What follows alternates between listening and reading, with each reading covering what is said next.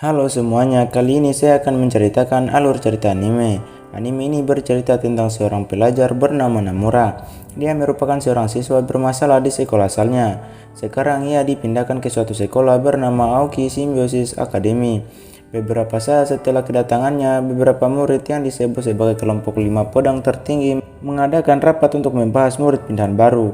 Mereka sangat mewaspadainya karena Namura sudah pernah dikeluarkan setelah menyebabkan banyak kekacauan. Selain menyebabkan kekacauan, informasi mengenai tentang korbannya juga sangat banyak. Makanya bisa dipastikan bahwa Namura itu punya kemampuan bela diri yang hebat. Sebagai ketua dari 5 pedang tertinggi, Onigawa Rin memutuskan untuk memasukkan Namura ke dalam kelasnya. Ia akan memberikan pelajaran agar Namura mau menuruti peraturan yang ada di sekolah itu. Ketika Namura sedang memasuki ruang kelas, dia langsung menghadapi Rin dan semua cewek di kelasnya. Namura diancam untuk mengikuti peraturan dan berhenti menjadi anak berandalan. Walaupun sudah diancam dengan senjata, namun Namura tidak mau menurutinya. Dia memilih untuk memperjuangkan kebebasan di sekolahnya. Seketika Namura keluar dari ruangan kelas dan Rin mengejar untuk menghentikannya. Kali ini Rin benar-benar menggunakan senjatanya dalam menghadapi Namura. Melihat pergerakannya yang cepat dan teratur membuat Rin semakin yakin Namura itu sering latihan. Oleh karena itu, Rin segera mengeluarkan jurus pedang dari Jikshinkage. Setelah menghindari berbagai serangannya, Namura pun serius untuk melawannya. Ketika Rin sedang lengah, ia memanfaatkan situasi itu kemudian menyerang dengan teknik pukulan yang sangat kuat. Kemudian terjadi situasi yang tidak terduga di mana Namura tidak sengaja mencium bibir Rin. Setelah Rin dikalahkan oleh Namura, anggota pedang lain bernama Mary bersedia untuk menggantikan posisinya. Sedangkan Namura yang sudah membuat kerusuhan mencari cara untuk mendapatkan izin untuk keluar dari asrama. Kali ini dia merasa sangat tidak beruntung karena harus mendapatkan izin dari ketua 5 pedang. Dia juga perlu mendapatkan stempel dari kelima anggotanya. Keesokan harinya, Nomura membawa sekotak kue ke ruangan kelas. Dia membawa itu karena ingin berbaikan dengan semua murid di kelasnya. Namun semua murid cewek malah menjauhinya. Mereka menjauhi Nomura dan takut kalau ciuman pertamanya akan dicuri seperti ketua mereka. Nomura kemudian bertanya tentang keadaan Onigawa Rin. Ternyata dia terkena demam karena terguncang setelah mengalami kejadian sebelumnya. Oleh karenanya, Nomura berencana untuk menjenguk ke asramanya. Dia nekat memasuki asrama perempuan hanya untuk menemui Rin. Sementara itu, Rin yang berada di kamarnya terlihat gelisah saat memikirkan kejadian sebelumnya. Beberapa saat kemudian, Nomura sampai di asrama perempuan. Dia bilang sengaja datang untuk menjenguk Rin dan membawakan kue untuknya. Ternyata Rin mau menerima kue pemberian dari Nomura. Dia yang pada awalnya membenci Nomura sekarang terlihat semakin tertarik kepadanya. Ternyata ada alasan lain Nomura ingin menemui Rin. Dia ingin mendapatkan izin untuk keluar masuk dari lingkungan sekolah. Dikarenakan Rin tidak bisa memberikannya, ia pun mengajak Rin untuk pergi bersamanya. Dengan demikian, Rin bisa mengawasi tindakannya ketika berada di luar. Perkataannya itu membuat Rin sangat terkejut dan menyebabkan demamnya semakin parah. Kemudian ketika Nomura sedang menangkap Rin yang terjatuh, terjadilah kesalahpahaman. Beberapa saat setelah Nomura keluar dari asrama, dia berhadapan dengan kedua murid cewek yang bersenjata.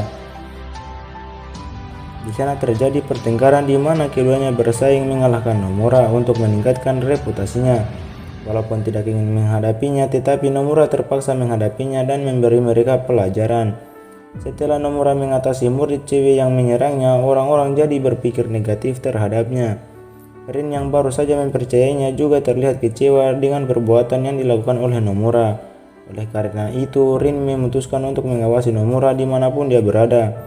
Sementara itu, Mary mengetahui kalau adik tingkatnya dipermainkan kini mulai mengincar Nomura. Ketika Nomura sedang berada di asramanya, dia mendengarkan cerita dari temannya. Bahkan Mary itu berbeda dengan yang lainnya. Jika Rin bertarung hanya untuk mengusir lelaki, Mary akan melakukan apapun untuk menyiksa targetnya.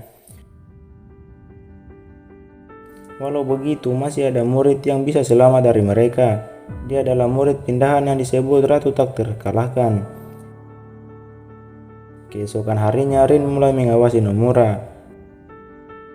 Tampaknya dia sudah mengetahui kebenarannya sehingga tidak marah lagi kepada Nomura.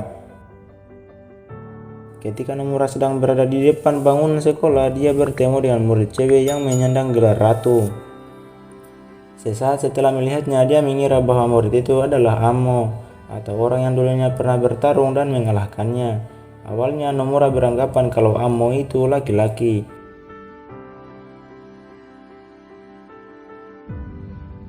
Meskipun dulu penampilannya seperti anak laki-laki, tapi dia benar-benar terlahir sebagai perempuan. Saat ini Nomura belum bisa mendekatinya, ia harus berhadapan dengan Mary yang dari kemarin mengincarnya. Ketika bertarung, Nomura belum terbiasa dengan serangannya. Berkali-kali dia terlihat terkena luka di punggungnya karena tidak bisa menghindar. Pergerakan Nomura semakin melambat karena Mary berhasil melukai bagian titik sarafnya. Dalam keadaan itu, Nomura hanya bisa bertaruh pada keberuntungan saja. Dia menunggu Mary lengah dan kemudian melakukan serangan balik dan melumpuhkannya.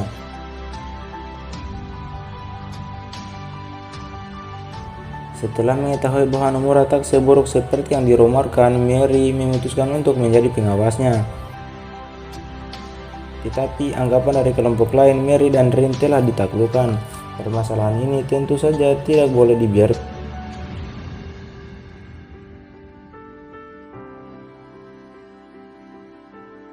Oleh karena itu, murid cewek yang bernama Hanasaka menantang mereka dalam sebuah pertandingan. Jika dia menang, Hanasaka bersedia memberikan stempel untuknya. Nomura tentu saja tak akan melewatkan kesempatan tersebut demi mendapatkan izin untuk keluar masuk sekolah. Dia menerima tantangan itu. Tantangan pertama yang harus dia lewati adalah sumo liar.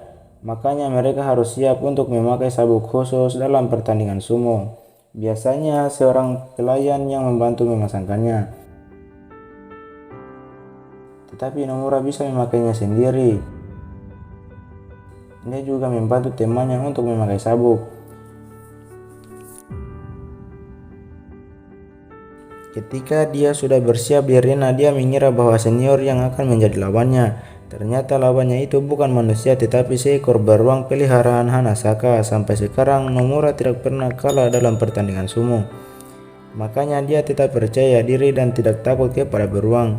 Dengan demikian pertandingan sumo pun dilaksanakan. Karena Nomura sejak kecil sudah diajarkan teknik sumo, dia sama sekali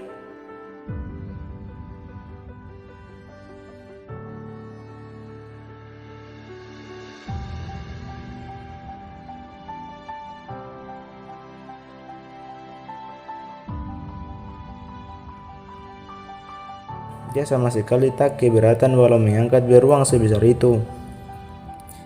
Dan pada akhirnya Nomura berhasil mengalahkan beruang itu. Hanasaka tak terima dengan kekalahannya. Dia mengatakan permainan sudah selesai. Selanjutnya dia mengatakan kepada semua murid untuk menyiapkan semuanya untuk memulai perang. Sekarang pintu menuju atap sudah dibukakan untuk Nomura. Nomura diperintahkan untuk datang sendirian saja. Dia harus melawan setiap orang yang menghalanginya, di mana total semua penjaga 34 orang.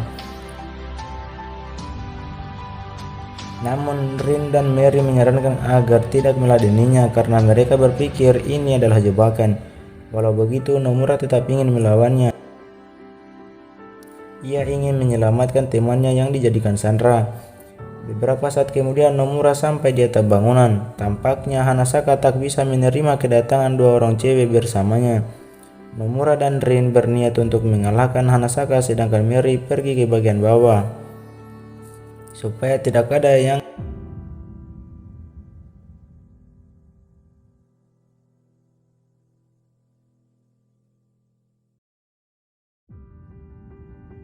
mengganggunya. Saat Nomura sedang melawan Hanasaka, Hanasaka sendiri menggunakan binatang peliharaannya untuk menyerang Nomura, sedangkan dia sendiri akan menghadapi Rin dalam pertarungan berpedang. Selain menggunakan pedang, Hanasaka juga menggunakan teknik khusus ketika menyerang lawannya. Untungnya Rin juga memiliki teknik rahasia yang bisa diandalkan. Hal ini berlaku juga bagi Mary dan Nomura. Mereka juga bisa mengalahkan musuhnya dengan serangan kejutan sehingga pertarungan itu dimenangkan oleh mereka.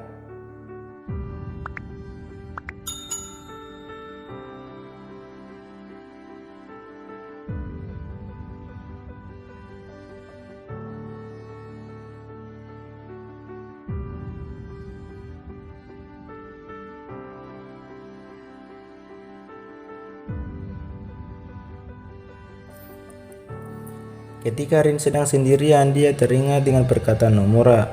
Sebelumnya kalau Rin itu terlihat lebih pantas ketika tidak memakai topeng.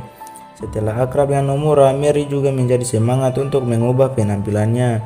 Tapi mereka berdua terlihat sedikit kecewa karena akhir-akhir ini banyak anak cewek yang terlihat mendekati Nomura. Nomura terlihat begitu populer setelah mengalahkan beruang yang ada di lingkungan sekolah. Oleh karena itu, pengawasan Rin dan Mary kepadanya menjadi sangat ketat. Mereka berencana akan mengoreksinya lagi seperti yang dilakukan sebelumnya.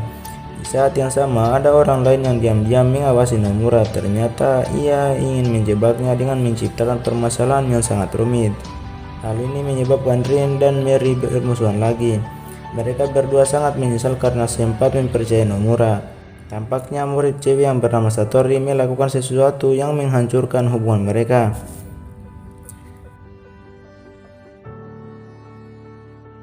Kalau mereka tidak lagi mempercayai Nomura, Satori bisa merencanakan sesuatu sesuka hatinya.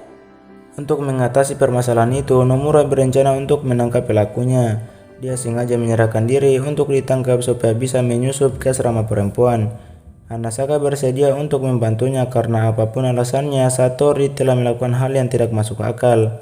Supaya bisa menyusup ke asrama cewek, Nomura rela mendapatkan perlakuan mengerikan dari temannya sendiri.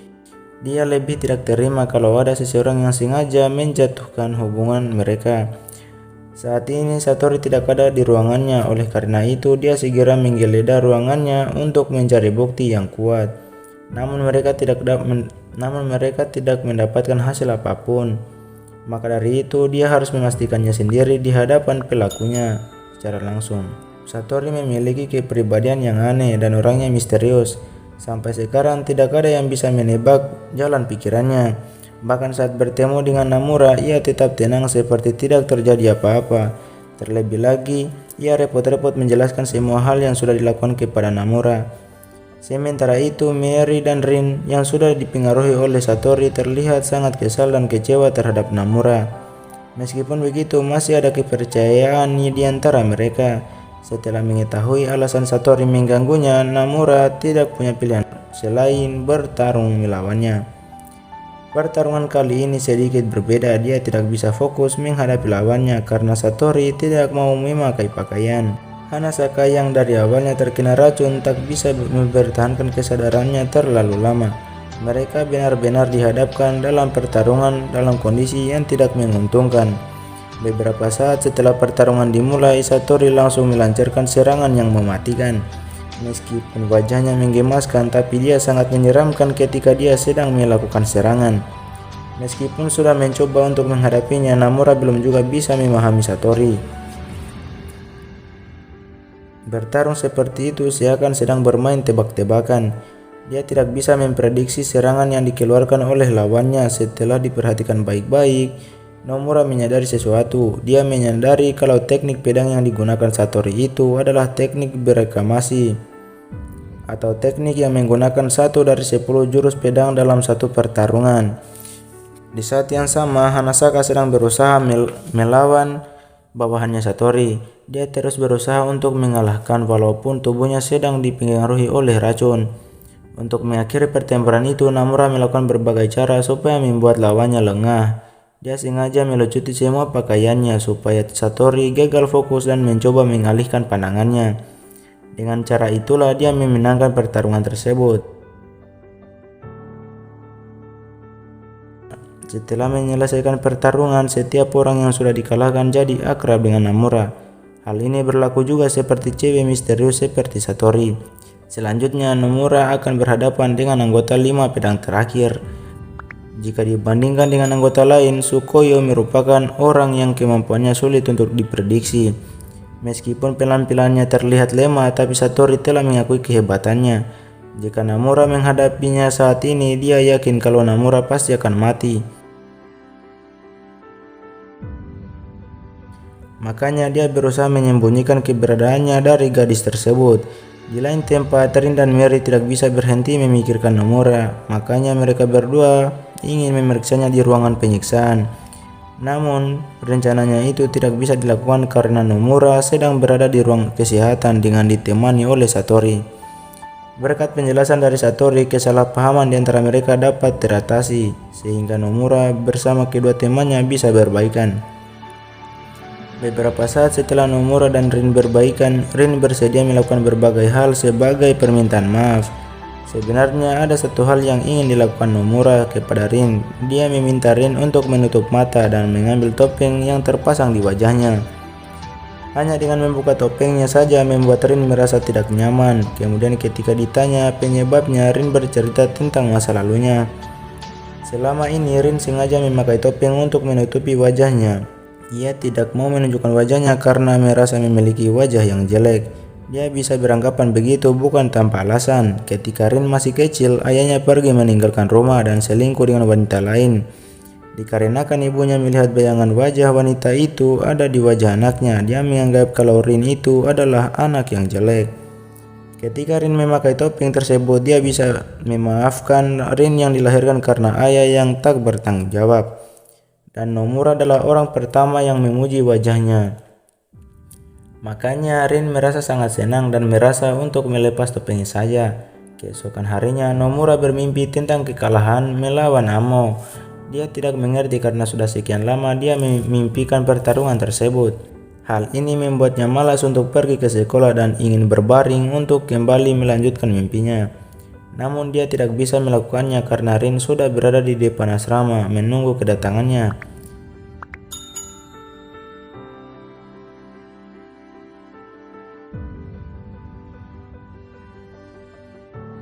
Scene berpindah di asrama perempuan, sedang terjadi keributan. Di sana ada kehilangan benda miliknya dan ada kehilangan peliharaannya. Hanasaka sebenarnya tidak ingin membesarkan masalah itu, tapi dia mulai curiga kalau pelakunya adalah Satori. Sedangkan Satori yang berada di atap sekolah seperti sedang merencanakan sesuatu untuk menimbulkan keributan. Kemudian setelah mencari beberapa tempat, Nomura mulai memahami situasi yang sedang terjadi. Sebenarnya tidak ada siapapun yang mencuri peliharaan atau mencuri rambut palsu adik kelasnya Mary. Tapi peliharaan Hanasaka yang melakukan semua itu. Meskipun sesuatu yang hilang sudah ditemukan, tapi keributan tetap berlanjut. Tampaknya Amo datang ke atap bangunan untuk bertemu dengan Satori. Amo tak bisa membiarkan Satori bertindak semaunya. Dia memutuskan untuk membasmi Satori dan bawahannya. Amo mengatakan kalau Satori itu tidak memiliki apa-apa. Dia hanyalah anak yang penyendiri yang merebut kebebasan orang lain. Satori memiliki seorang bawahan bernama Misogi. Ternyata Satori dan Misogi itu adalah anak kembar. Orang yang selama ini dianggap Satori adalah Misogi, Misogi telah merebut semua hal yang dimiliki kakaknya hingga tidak ada yang tersisa. Meskipun dengan jalan kekerasan, Amo kali ini berhasil membuatnya tersadar. Dia terlihat begitu histeris saat saudaranya menderita. Setelah berhasil dengan kakak beradik, Amo pun berhadapan dengan 5 anggota pedang lainnya. Dia mengalahkan mereka tanpa ampun. Murid cewek yang bernama Sukoyo Inaba merupakan cewek berambut kepang yang paling kuat. Dia dikenal sebagai satu-satunya anak SMP yang menyandang gelar 5 pedang. Inaba ditakuti hampir semua murid karena memiliki kemampuan yang mengerikan. Makanya teman Nomura memperingatkan kalau cewek itu adalah orang yang berbahaya. Meskipun sudah diperingati, Nomura tetap tidak memperdulikannya. Dia tetap akan mendatanginya untuk meminta stempel terakhir supaya bisa masuk keluar ke sekolah. Kemudian ketika Nomura mendekatinya, Inaba langsung mengeluarkan serangan yang membuat kupu-kupu itu terbelah. Kecepatan serangannya itu ratusan kali lebih cepat dari teknik pedang biasa, makanya Inaba bisa menebas sesuatu hanya dengan sekejap mata. Inaba sangat memahami teknik bertarung yang digunakan oleh Nomura. Alasannya karena mereka berdua berasal dari tempat yang sama. Dia sengaja membicarakan banyak hal dengan Nomura karena ada hal yang mau ditanyakan. Sayangnya Nomura tidak bisa terus mendengarkannya. Dia harus segera menyelamatkan Hanasaka yang sedang bertarung melawan Amo. Nomura datang sedikit terlambat. Amo sudah terlanjur membantai orang-orang yang mencoba menghalanginya. Hanasaka juga mengalami luka yang sangat parah. Dia mendapatkan luka di seluruh tubuhnya dan kehilangan kemampuan melihatnya. Kemudian Amo kembali bertemu dengan Inaba. Setelah berbicara dengan Inaba, Rin dan Mary bekerja sama untuk bertarung melawannya. Namun walaupun sudah bekerja sama, mereka tetap saja dikalahkan dalam waktu yang singkat. Awalnya Inaba tidak peduli dengan pertarungan itu, tapi berkat pertemuannya dengan Nomura, kini dia peduli dengan orang-orang di sekitar dan ingin melindunginya. Ketika pertarungan dimulai, kemampuan mereka bisa seimbang, namun pedang yang dipakai oleh Inaba itu adalah pedang biasa, makanya Amo bisa dengan mudah menghancurkannya hanya dengan serangan fisik saja. Nomura kembali mengingat pertemuan pertamanya dengan Amo setelah berhasil menyelamatkan seseorang dari berandalan. Dia kemudian mendatangi Amo untuk memberikan salam perkenalan. Meskipun baru pertama kali bertemu, tapi pada saat itu mereka menjadi teman yang akrab. Nomura beranggapan kalau Amo itu adalah orang yang menyenangkan. Amo juga merasakan hal yang sama. Maka dari itu dia mencoba mendekati Nomura dengan mengajaknya berkeliling sekolah. Sayangnya Nomura sudah memiliki janji dengan seseorang. Merasa kesal karena ajakan sudah ditolak, Amo pun menghajar orang yang dekat dengan Nomura. Itulah awal mula terjadinya permusuhan antara Amo dan Nomura. Nomura jadi sangat membencinya karena sudah menghancurkan kebebasan dan kedamaian yang dia inginkan. Bahkan sampai sekarang Amo masih melakukan cara yang sama. Dia merebut kedamaiannya dengan membantai orang-orang yang dekat dengan Nomura. Serangan biasa tak akan berpengaruh terhadap Amo. Oleh karenanya Nomura tidak tahu apakah dia bisa menang dalam melawannya. Walau begitu, dia merasa harus tetap bertarung, jika tidak, maka orang lain pasti akan menjadi korban. Kemudian pertarungan Amo dan Nomura pun terjadi. Sekarang Nomura terlihat sudah siap untuk mengalahkannya, akan tetapi hasilnya malah sebaliknya. Dikarenakan perasaannya yang sedang tidak menentu, pergerakan dia jadi setengah-setengah, sehingga menyebabkan Amo bisa memojokkannya. Di saat itulah Inaba dan yang lainnya memberikan saran kepadanya. Mereka juga berhasil membuat Nomura jadi bersemangat. Meskipun saat ini mereka saling bermusuhan, tapi dia berharap dapat menjalin pertemanan seperti dulu lagi. Namun karena keinginannya tidak dapat terwujud, dia pun memutuskan untuk menghabisinya saja.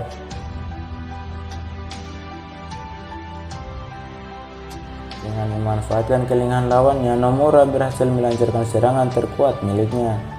Selanjutnya mereka saling menyerang satu sama lain tanpa memperdulikan kondisi tubuhnya. Mereka sepertinya sangat menyukai pertarungan itu.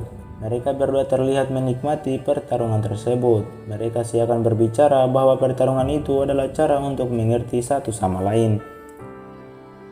Dan pada akhirnya memberikan kesempatan supaya Nomura menghabisinya. Namun dia tidak mau melakukannya dan memilih untuk menyelesaikannya secara damai. Setelah pertarungan berakhir, Inaba tiba-tiba muncul dari belakang.